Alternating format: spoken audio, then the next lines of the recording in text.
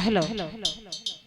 एक घड़ी आधी में पुण्याद और तुलसी संगत साध की तो हरे कोट अपराध।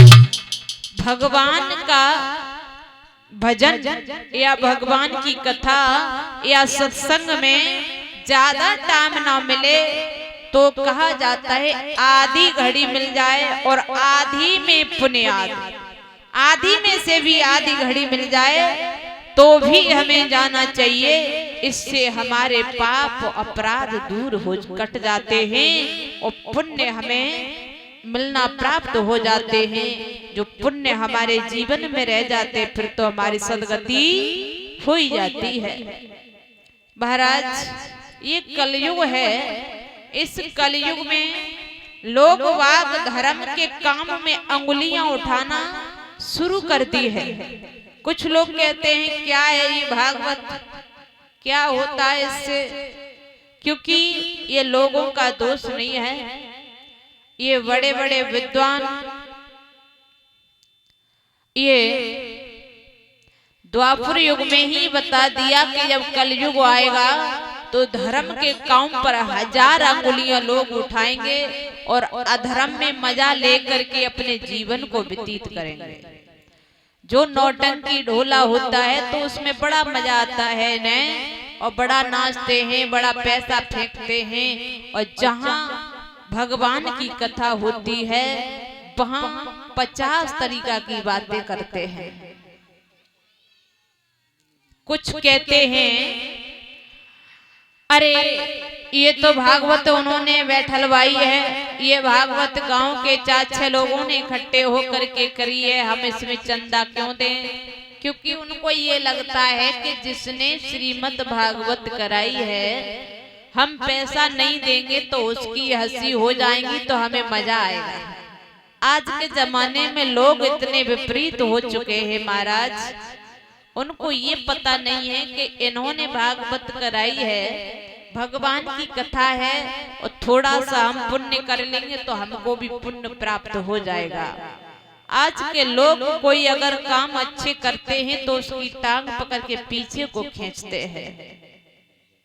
ये जमाना आ चुका है।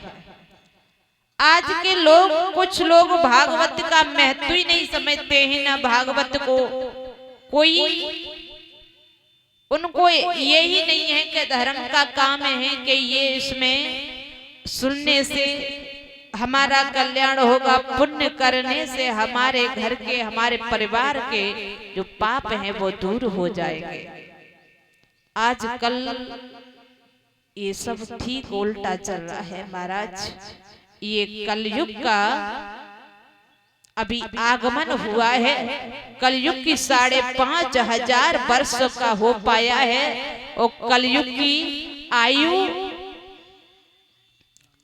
4,32,000 वर्ष की कलयुग की आयु है महाराज, और 5,000 वर्ष व्यतीत हुई हैं। तो कलयुग में इतने लोग उल्टे के बोलते हैं कि भागवत क्या है, रामायण क्या है, ये सब झूठ है।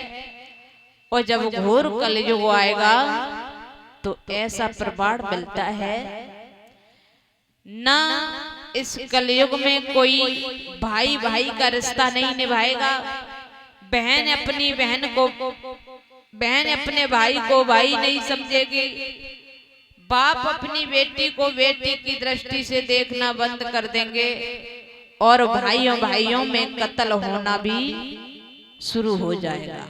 अभी भी होता है, जमीन के खातिर भाई भाई अपने भाई को मार देते हैं। ये सब कलयुग का, ये कलयुग के आते ही आते ये सब काम होंगे, ये पहले ही से लिख दिया है विद्वानों ने। कलयुग में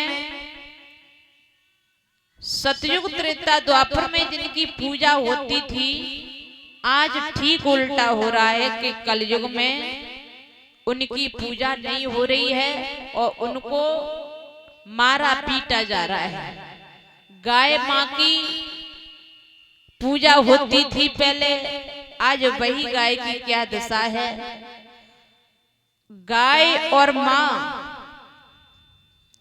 गैया और मैया इनकी पूजा होती थी पहले। आज गाय की भी मट्टी छट रही है और घर में मैया की भी मट्टी छट रही है। किसी मैया के 4 बेटे हैं और बेटों की शादी हुई और जैसे ही पत्नी आई तो पत्नी कहती है हमें न्यारा कर दो। सब न्यारी हो जाती हैं, माँ बाप पे बुढ़ापा आ गया। अब रोटी देने का नंबर आया पत्नियों का तो माँ बाप का बंटवारा हो जाता है। 30 दिन खाना बड़े वाले के यहाँ, 30 दिन छोटे वाले के यहाँ, और जो 30 से कम बड़े का महीना आता है, 31 वाला महीना आता है, तो उस दिन मैया भूखी सोती है। छोटी वाली कहती है कि मेरे यहाँ तो 30 दिन का खाना बना था। बड़ी वाली कहती है 30 दिन का मेरे यहाँ। अब 31 वाला जो महीना आया उसमें उस माँ को भूखा रहना पड़ता है। ये है संतान। ये महाराज, ये कलयुग के आते ही आते इस जमाने में ये हाल है, तो कलयुग अपनी जवानी पर आएगा तो बता नहीं सकते क्या होगा।